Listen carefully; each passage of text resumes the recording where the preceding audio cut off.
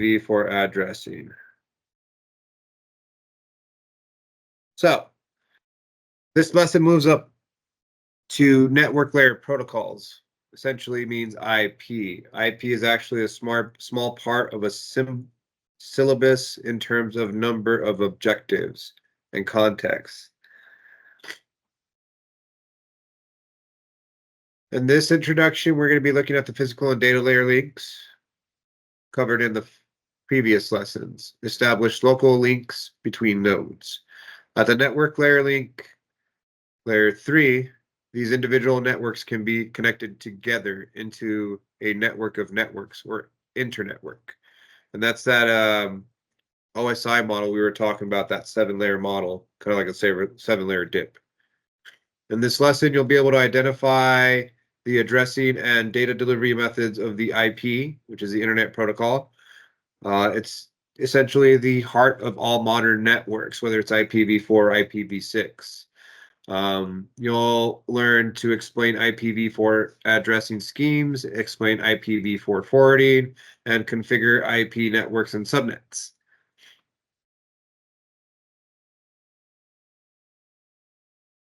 First, there you see we're going to be learning how to configure these subnets. That's super important there.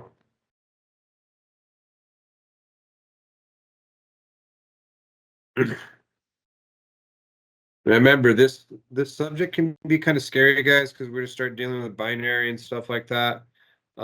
Just remember, it's just standard mathematics, and it's also something that you're going to be dealing with. And as you go, just like in megabytes, gigabytes, terabytes, you learn how to handle those mathematics in your head because you do it so often. Kind of multiplication. When we were coming up in elementary, we didn't all know our multiplication tables. As we learned them, it just became a pattern for us. We get that pattern going. We just recognize it immediately. So we're going to talk about IPv4 datagram header, versions, lengths, protocols, so on and so forth. Ethernet works at the physical and data link layers of the OSI model, that 7-layer model, essentially layers 1 and 2. Ethernet is a single network segment or a layer 2 broadcast domain. Ethernet and other layer 1, layer 2 products have no concept of multiple networks or logical subdivisions within a network. The function is implemented at a network layer, layer 3, as a layer 3 protocol. The IP protocol provides logical network addressing and forwarding. So essentially at the switch or at the network, that's when you can start delegating subnet masks, VLANs that separate and, determine and segregate networks. The IP protocol header contains fields to manage the logical addressing and forwarding function. The version field indicates the version of the Internet Protocol in use, 4, while the length field indicates the size of the header and total packet size, including the payload. The maximum theoretical size is 65,535 bits, but actual packets would be typically much smaller to avoid fragmentation. When transported, give me a second, I'm going to move this screen over.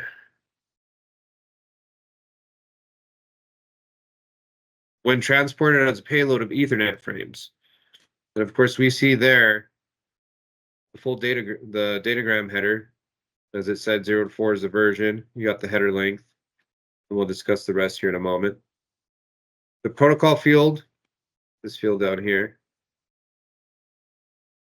describes what is contained encapsulated. Those are encapsulated packets in the payload so that the receiving host knows how to process it. For most packets, the IP protocol type value in the protocol field will indicate a transmission protocol, TCP 6 segment, or a user datagram protocol, UDP 17. And we see those TCP and UDP once again, and those are ports as well on a modem. These generally work at the transport layer. The values assigned to the protocols, such as 6 for TCP and 17 for UDP, are managed by IANA.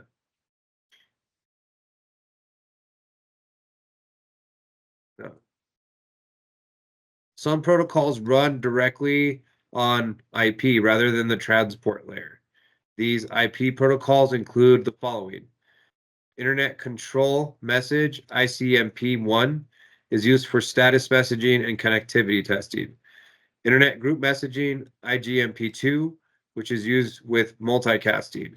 Generic Routing Encapsulation, GRE47, is used to tunnel packets across an intermediary network.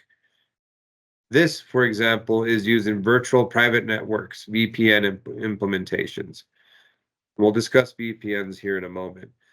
Encapsulated Security Payload, ESP 50, and Authentication Header 51 are used with encrypted form of IPsec. Enhanced Interior Gateway Routing Protocol, EIGRP 88, and Open Shortest Path, first OSPF 89, are protocols used by routers to exchange information about paths to remote networks. These are general protocols that you'll be seeing and running when you have to connect sites to one another externally when they're in different states or in different cities or even just down the street. Now we're going to discuss here IPv4 address format. And as you guys can see, this is the format that we've seen before, the 198.51.10.1. Who else knows the IP, another IP scheme that we generally see when we have Comcast? It doesn't start with 198. What does it start with?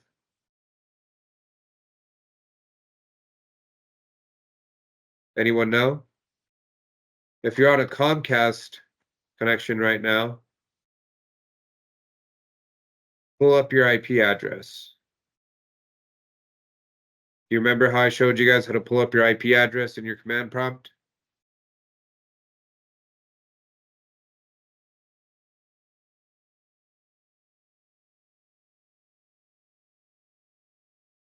So what we'll do is, give me one moment. I'm going to open a command prompt.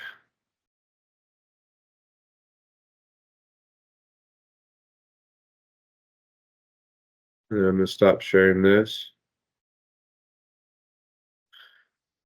And then I'm going to share my command prompt here with you.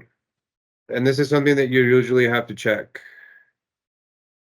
As you can see there, there's my 10.1.10. That's what you see. So usually when you deal with Comcast or CenturyLink, CenturyLink's usually defaultly 192.168. And Comcast usually starts with 10.1.10. You defaultly can change those in the modem and the router, which is something I recommend when you're dealing with businesses. But a lot of people don't hold that standard. They just say, well, let's just implement a firewall. Awesome. We're going to resume our stuff here. Now, as we were talking about IP address format, IP address encodes a network ID and a host ID. Networks in the interwork have a way of uniquely identifying each logical network and each individual host within those networks. Remember, by hosts, we mean computers, servers, devices. At the data link layer, an interface is identified by using a MAC or hardware address. Remember, we were talking about that MAC address or hardware address. This type of address can only be used for local delivery of frames. At the network layer, the IP source and the destination addresses are used to forward packets to a proper destination. An IP address provides two pieces of information. The network number, network ID. This is a common number to all hosts on the same IP network. So any host or any computer or server on the same network is going to be the same. And it's going to be on this network. The host number, host ID, this number identifies a host within an IP number, an IP network, my apologies. Then, of course, 32-bit IPv4 addressing. As you can see, here we have the ones and zeros that transcribe into actual information into the IPv4 address, right? And then we learn how to divide into octets. We discussed this in the first chapter, dividing into octets, 8 bits. and converting each octet to a dotted decimal notation. So that essentially 110000011000100100001000001000 would convert to 192.1.51.100.1. What I'm going to see.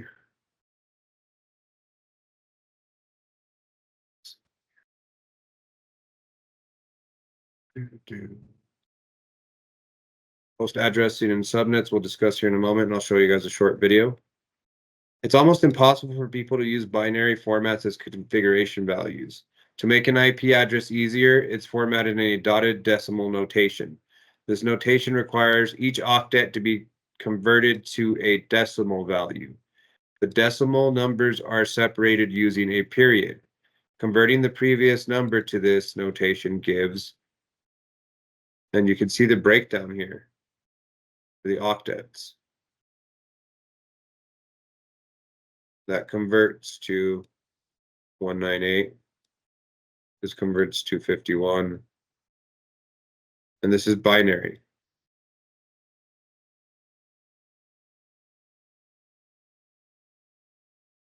The examples for the conversions. The following examples demonstrate the process of converting between binary and decimal notation. In base 2 binary, digits can take one of two different values, as we discussed, 0 and 1. The place values are powers of 2. 2, 1 equals 2. 2, 2 equals 4. 2 to the third equals 8. 2 to the fourth equals 16, and so on. You should memorize these values to be able to perform binary decimal conversions using commoner method. Consider the octet 11011101 represented in base 2. This image shows, and I'll show you guys this image.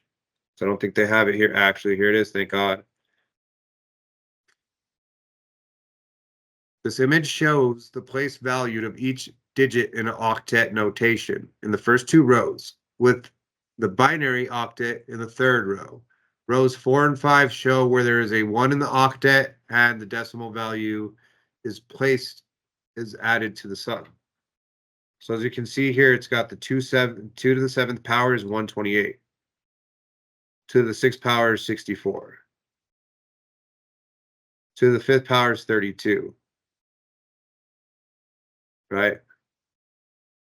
And that continues.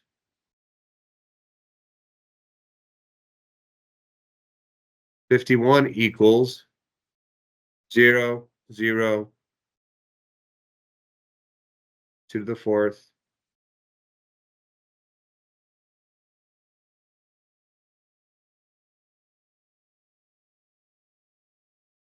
and as you guys remember octets, you remember how to get these numbers?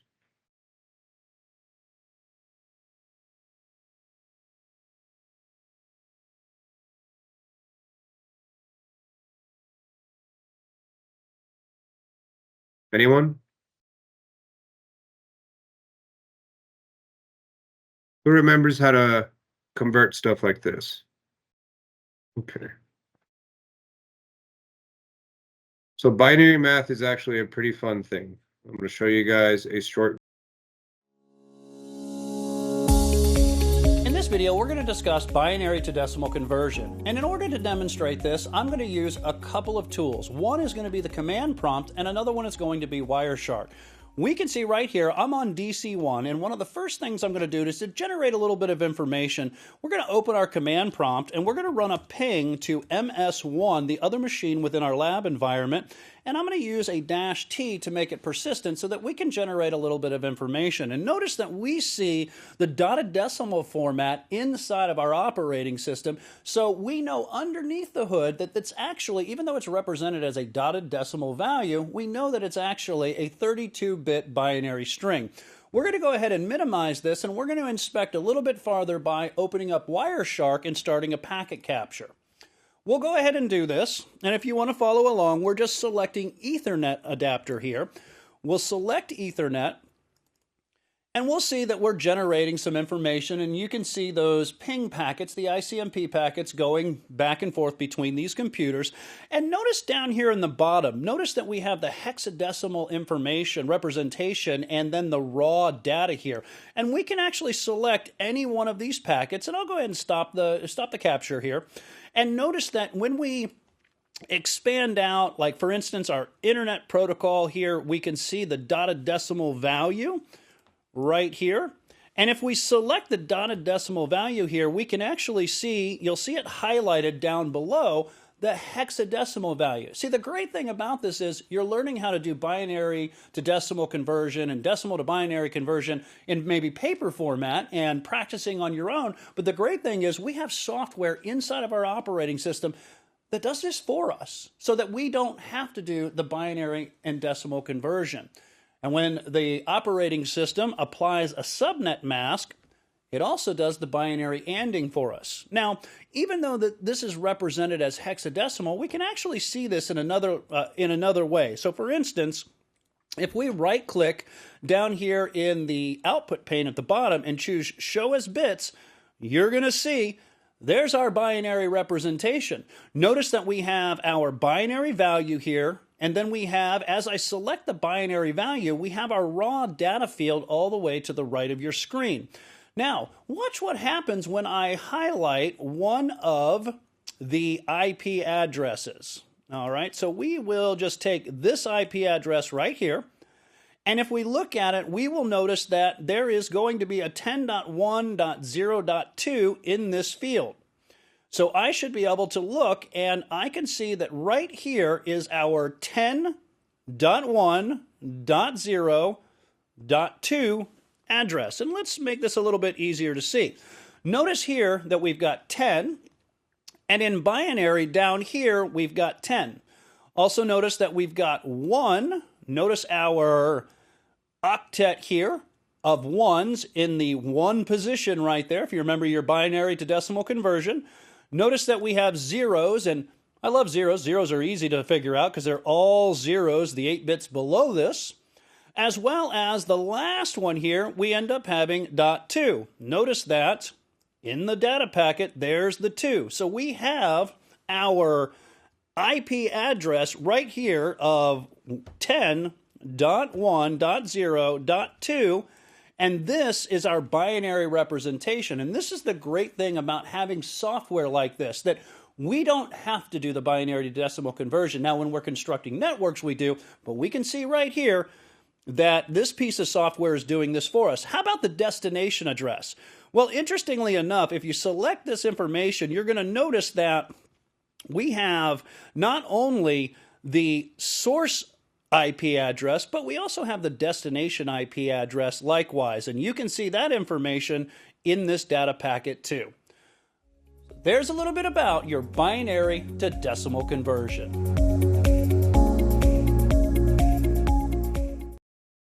So here we are. We understand how this chart works now. We understand how we get into these values and how the octets get in there and where the octets are formed, and of course, how they come in 1s and 0s.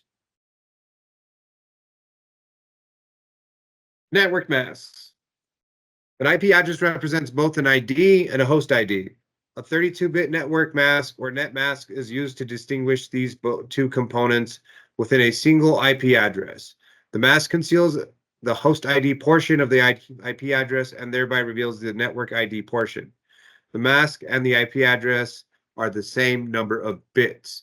Wherever there is a binary 1 in the mask, the corresponding binary digit in the IP address is part of the network ID. And the 1s in the mask are always contiguous. For example, the mask is valid. 11111111, 11111111, 11111111, 00000000. But the following string is not a valid mask. 1111 111 0000 0000 1111 1111 0000 The network ID portion of the address is revealed and by ANDing the mask to the IP address, where when the two 1s are AND together, the result is 1.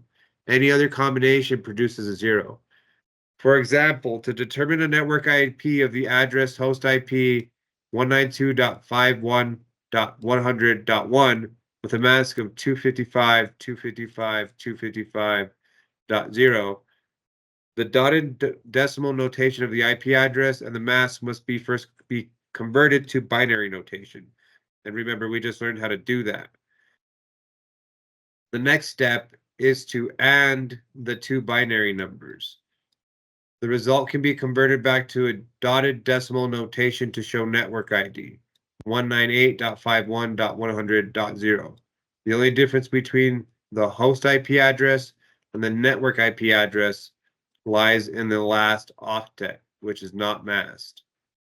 You can see that here.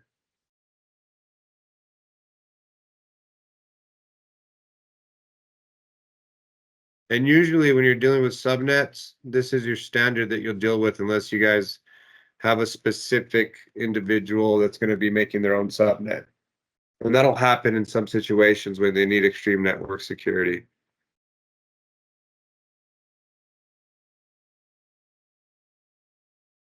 And we'll watch another thing on subnet masks and probably take a break around 8:30. An 8-bit mask is 255.0.0. A 16-bit mask is 255.255.0.0. The longer network portion, such as 255.255.255.0, allows for more network IDs within overall intranetwork, but with fewer available host addresses per network. A short network mask, 255.0.0.0, allows for millions of hosts per network, but only 126 possible network addresses.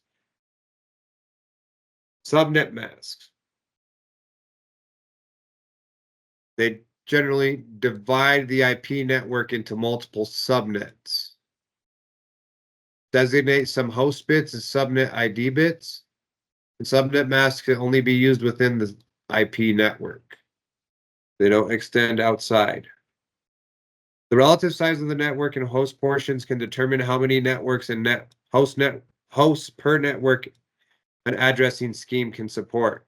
The conventional addressing technique has IP addresses with two hierarchical levels, namely the network ID and the host ID. This scheme of using the whole octet boundaries is inflexible.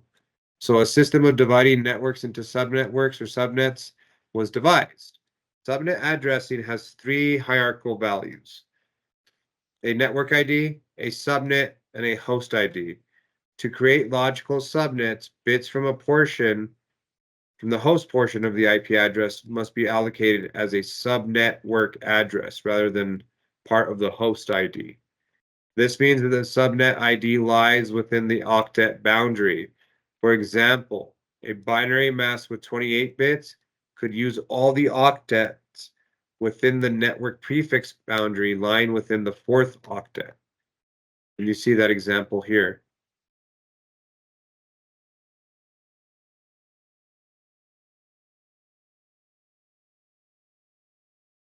This only leaves 4 bits for the host ID range. The network ID and subnet ID use different masks. This mask for a whole network is still 255.255.255.0, but computers/hosts within the network use the subnet mask 255.255.255.240. And that's because that last 2.240 is the IP address of the host system itself. It's important to understand that only one mask is ever applied to the IP address on each interface. The mask containing the subnet information is only used within the IP network. External IP networks continue to address the whole network by its network ID, 198.51.100.0, with a subnet of 255.255.255.0. Hosts within this network can use longer subnet masks to differentiate. These subnets are 198.158.51.100.0 with a subnet mask of 255.255.255.240. And of course, so on and so forth. Because the ones in the mask are always contiguous, each octet in the decimal in the IPv4 mask will always be one of the following.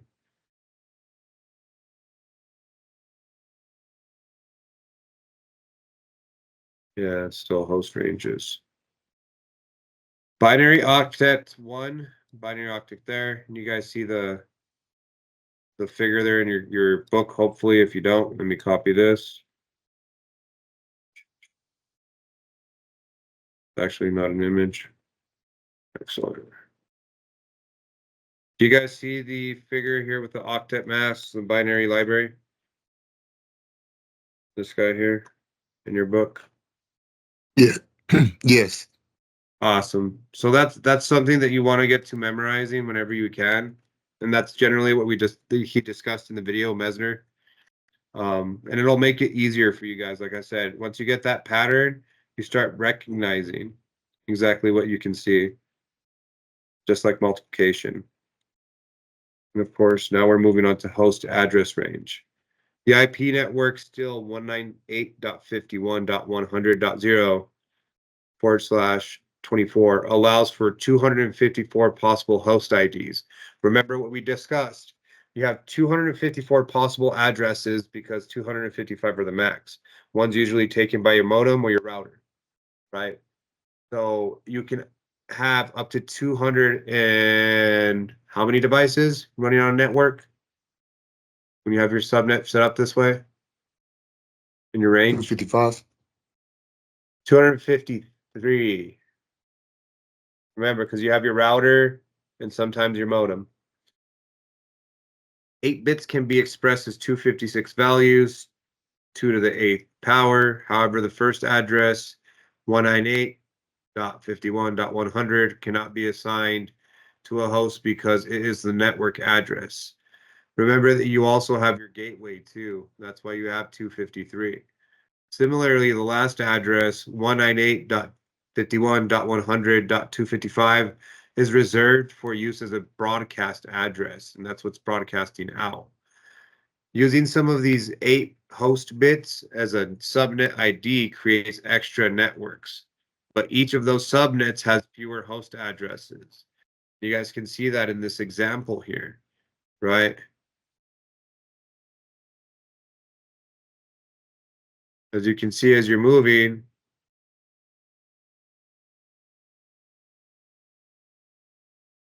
you have the subnet or the actual IP address changing and what you have available in your stack. The purpose of subnetting is to create layer 3 broadcast domain segments with fewer hosts. The trick with the subnet design is to fit the scheme to the requirements for the number of subnetworks and the number of hosts per subnet. So this is used to create a layer 3 broadcast domain segments with fewer hosts. The trick with a subnet is to fit the scheme requirements for the subnetworks. And then, of course, each bit added to the mask approximately halves the number of the available hosts for the addresses. Remember that each time you add a subnet, you're having technically the amount of computers that can be on that network. So there's going to be one YouTube video before we do our introduction. Give me one moment. Pulling that up for us.